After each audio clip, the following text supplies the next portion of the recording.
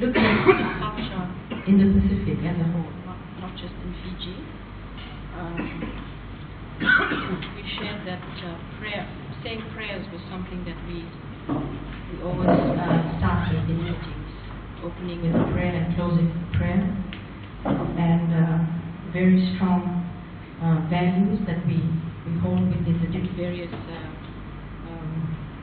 Pacific Island groups. And yes, community is also there, and we have a lot of respect for all the people. That makes it difficult for us to I suppose, accept change and go against what they have to say, and tolerance. Okay. Thank you very much. Our group, the other three groups, they basically highlighted all the points that we have also raised. But there is one particular area that we've also mentioned, that is multicultural, the ethnicity. If you look in the Pacific Island as a whole, we have the Melanesians, the Polynesians, and the Micronesians. And these people, they are all considered as Pacific Islanders. But we have within these groups, we have different cultures, attitudes, and behaviors as well. So that's just one of the points that we have raised there. Thank you very much. We kind of identified the respect and the respect for the hierarchy and for those above us in authority, very strong in the cultural scenarios. But when we bring it into the organizational scene, it could be the reverse, where there's an openness to speak and give personal views and opinions. We agree with Bill. We are more communal than individualistic in our cultures, and some of this is rubbing into the way we do things in the organizations. Our cultures tend to be more male-dominated, but we feel the trend is now changing with humanism and introduction of human rights for women and their participation in the workplace and in the corporate sector. And we also feel that the eye contact practice is slowly eroding because of the huge impact the media is having on our Pacific societies. Thank you very much. I mean, that covers a good wide area, but one of the reasons I do that is because that's the big cultural picture of your country. You have to find ways of using that to your advantage. You're not going to change it overnight, and you do, you're just going to end up like me with no hair, you hit the brick wall too often. You've got to find a way of using that, turn that into an advantage rather than a disadvantage. There are a lot of huge advantages there. So thank you for your presentations there and so on, because I think that is very similar to most organisations. The only one I think you didn't talk about that the public service people talked a bit more about was the communal ownership of land and that communal approach and your belonging to land. And they tell me that's breaking down a lot with the younger generation because a lot of them haven't actually visited their own villages, etc. And they jokingly said the only way that people are going back to the villages now is in a coffin. And so there's a lot of a big movement to the urban areas away from the villages, etc. So thank you very much. Any additional comments from anybody there? Anyone who thought something was quite often to stimulate other thoughts? No? We'll move on. Okay, that's the limitations of surveys and using questionnaires for understanding or getting a baseline for organisational culture. There are huge limitations as you see there. I'm not going to go through them all, but basically it's simply saying culture is held by a group, not by an individual. So you really can't get it by questionnaires. You've got to have groups like this and so on and discuss things and get it out. But they're the limitations of using surveys around it. Okay, the power of culture. Culture is associated with taken for granted mindsets, beliefs, values, assumptions that are shared by staff and mutually reinforced. We've got to understand the learning process by which the mindsets are developed. Like that Scabby Wilson example I gave you before. And traditionally, organisations can be dominated by the hierarchical top-down command and control. I think the statistic is that still about 30% of organisations are that model. I might be wrong on that. that you did was sort of indirectly measured in the culture thing, that fits your culture, that tribal sort of hierarchical organisational structure. But unfortunately, that works well in a stable, predictable environment. When you're in a changing world, to handle uncertainty, disorder, etc., and instability, you've got a problem with it. And so on. So that's why that is under threat, and why a lot more people now are trying to look at different organisations.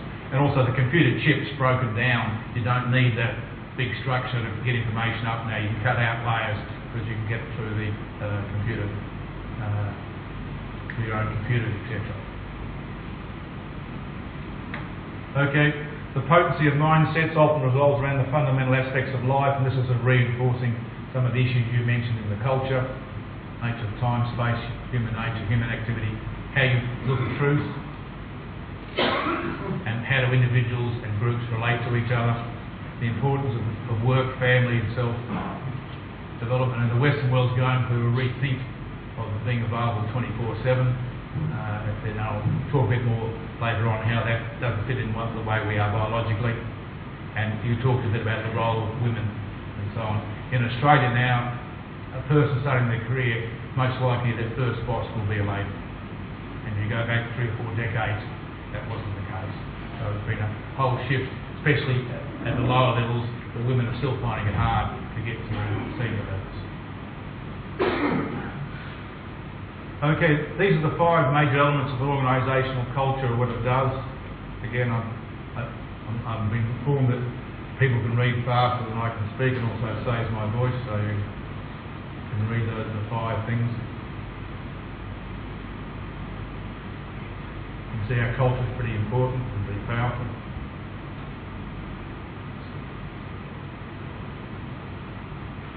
The bottom one's a bit hard to read, isn't it? Okay, there'll be a copy of this available for you. Feel free if you disagree or you have anything to say about it, because it's your session. Okay, got to realise that organisations are not set up for change. They're set up for stability and maintaining the status quo. So you coming in with a change, you are upsetting the status quo. And that means a lot of middle management, etc., don't like it. It's upsetting their status quo. And they've been successful at it for maybe a couple of decades. The importance of the unconscious biases, our decision making. We make a lot of decisions based on our intuition. We try and rationalise it later on, we'll come to the cognitive bias stuff a bit further on. The power of leverage, the ripple effect they get, things are interconnected. And that's what complexity theory and chaos theory are based on, how everything's interconnected. And it's very hard to simplify things. And that's why we have problems with frameworks, because we end up oversimplifying and making it too simple. It's not really representing the real world. Most rules and regulations get in the way of common sense. Just while we're on that, when you get more into the workforce, you're going to end up writing a lot of reports, I would think. And what I'm talking to a lot of my clients about now, a lot of reports are not read, they're just filed away because something happened 10 years ago. So what I'm suggesting to people now is write the report, put it in the bottom drawer, don't send it, and see how long it is before people scream. And that'll give you an indication of how important it is. There's a lot of reports, and people spend a lot of time writing them, there's a lot of information, they just filed away in a cabinet somewhere to gather dust, and something happened 10, 15 years ago. So you've written the report, so there's no problems there, but just hang on to it. And there's a false assumption that all stakeholders have the same mindset. I've done work for the Education Department in Queensland, and when you sit down with the different stakeholders, the teachers, the students, the parents, the outside community, the police, the other community services that are involved in the school, and you ask them to say what they think the values are of the school, they all come out with a different set or different priorities. Then they understand why they think differently, because they're coming from a different background. So don't assume all stakeholders in an organisation have the same values, and so on. So a positive organisation has to have a strong culture. We've got to be ready to handle the world. We've got to have a flexible attitude to handle the continuous change. Bad behaviour creates an unfriendly workplace and end up with fear and intimidation. So there's the example of you find this, it's unfortunate, often psychopaths are only about 1% of the world's population, but at senior management levels they're a much higher percentage. They have a way of rising up to the top. And so forth. You actually saw, there's a book being written on Steve Jobs, which is called, I have to excuse my French here, No Arseholes Allowed. And that's all about his management style. Even though he was very successful, he was very dictatorial, very much a bully, and everyone had their Steve Jobs story of how badly treated by him, but the war is a badge of honour. And so forth. So it's interesting that very successful organisation he ran, but he ran it his way. And I've done a lot of fair bit of work with some leading Australian business people, and I would not regard them as my friends. I just don't like them. They're not nice people. And so forth. But the evidence has shown now that those people rise up quickly. If you are much more in a people management, you take longer to rise up, but you end up getting there at the end. So limitation of the current theories. Most organisational theories and practice assume a certain level of predictability and order that exists in the world. And that, in this day and age, that's a pretty hard to order. That's not the real world. The real world is very uncertain. I just look at my career and things that have happened, and no way could I predict it. And look what nature's doing. I mean, they built the nuclear plant in Japan based on an earthquake of 8.6. They had a 9.1. And also they built the walls around the villages in Japan to keep out a tsunami based on an 8.6, was a 9.1. So the waves went over, they had no gates to release the water, so it made the situation worse because the water hung around and so on. So it's that you can't predict based on past events with a much degree of accuracy. So they oversimplify things to understand it. The world's becoming unpredictable, complex, very different. So an ordered world is a facts-based management style which fits the hierarchical thing. An unordered world, which is sort of what we're in, requires a much more adaptive approach. I can remember when the mobile phones first came out in the 1990s, it was basically half a brick you're carrying around. And somebody said that if you ever get on aeroplanes using your mobile phone, and apps, I have a friend I go walking with through bushland in Brisbane, and there's a very rare bird in that bushland, and he has an app that is their bird song, so he presses that app and the song comes out, and so he sees the bird, so he doesn't have to hunt around and find it. He's using an app on a mobile phone. And I like the way they had a carver party in Sydney and one in Suva, and they did it on Skype, so they could see each other and compliment each other and so on. So there's sort of, all those things you talked about X years ago. My two teenage sons, I was trying to explain that I lived on a property, a sheep and cattle property in Australia, and 12 other stations shared the same phone. And they just couldn't believe me. They said, couldn't you SMS each other? They had no idea of a party line, and that was the old way you used to communicate. And I worked in Afghanistan in the 1970s. A letter would take 2 weeks to get back to Australia. If they replied immediately, it'd take another 2 weeks. And sometimes it got lost in the mail. They never got it. I had an associate who works in Afghanistan, and we Skype to each other. We're talking in real time, not waiting them up. So the world's a lot different place. So these are some questions to help you understand culture. What elements do you like about the culture? What elements you don't like it? There will be a series of tools we'll be looking at, and I'll give you to have a go at a few of them. What are you going to miss in the new environment?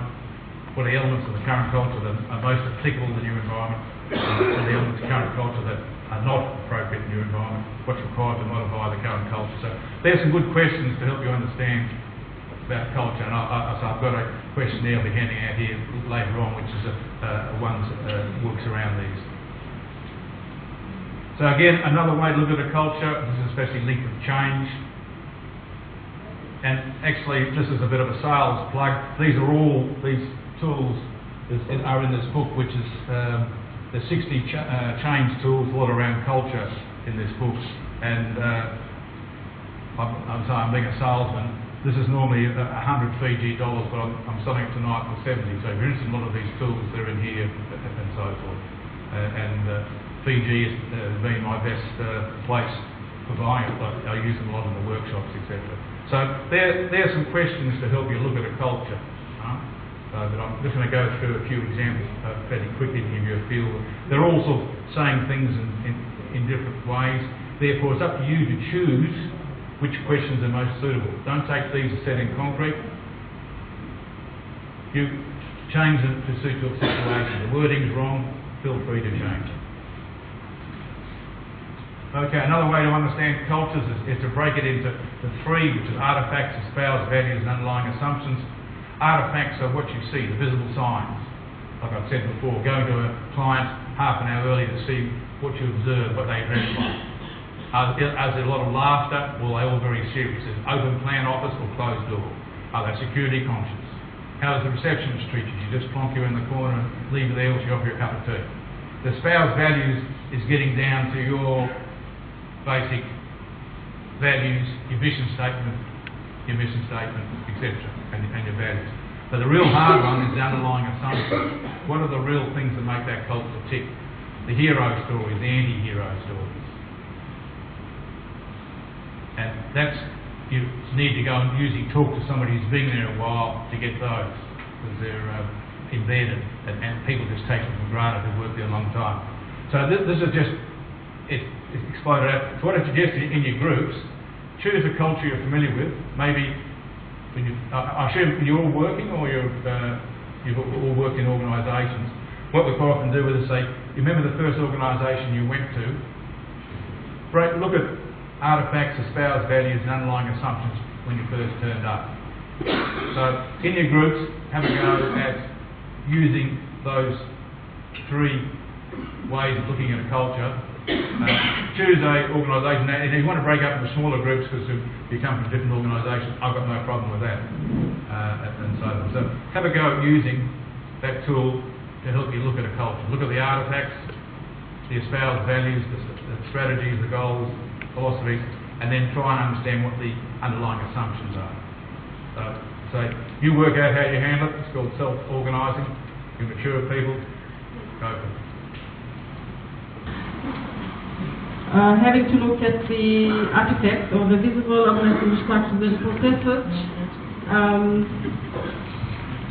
we have decided to look at the civil service in Fiji. There used to be a lot of complaints with the services that used to be provided by the public service. And I informed my group that there's a transition that is happening now with the government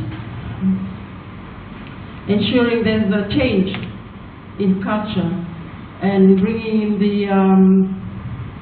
the corporate culture, benchmarking with corporate organizations to ensure that the public is served well. And the government for the last few years, I think 5 years ago, they had introduced the 11 principles into ensuring that this a change in culture comes about. The visible organizational structures, again, having introduced the service excellence, each ministry is required to display the organizational structures, and with that they have to ensure that the strategies and the goals and the values are visible, as well as officers have to ensure that they know and understand what are the values of the ministry and the goals that are set out for each of the ministries. And perhaps having to look at the underlying assumptions. We still have some laxity in bringing about the change, even though government, driven by the Public Service Commission, to ensure that the change comes quickly, or ensure that there is change in the public service. I was just sharing with with the group that, for example, example, having to answer a telephone call, each of these work has a processes. It has to have a process in place. Probably what the corporate organizations would do, in every 3 rings, the telephone should be answered. And that is what is been inculcated into us, that we should be answering the phone in the 3rd ring. Probably in the previous culture, it can ring for 5 to 10 times and nobody answers the telephone. And also when customers come or the public come for service, people can be standing around and let the public wait. Probably that attitude that the public is there for you and you are not there for the public. Probably that is one of the underlying assumptions that the service used to have. And then there's this transitional period that we're going through, and hopefully the ministries are working hard every year now, ensuring that they get the achievement award that is done every year. Also, with my colleagues, back in 2008, the Ministry of Health, the pediatric department decided to change our focus, and to have a customer service as one of our priorities. So what they did was they brought somebody from DPEP to come and do exceptional customer service training for the staff. So what they've done was they just train 18 people, who then train 18 more people, and by the end of the month, they've trained the whole department, that is the whole pediatric hospital. So what has that is, if a person comes to you and have a problem, the cleaner right up to the manager, all of them, they know what to do and what is the process that will bring about whatever they need to solve the problem. So in that way,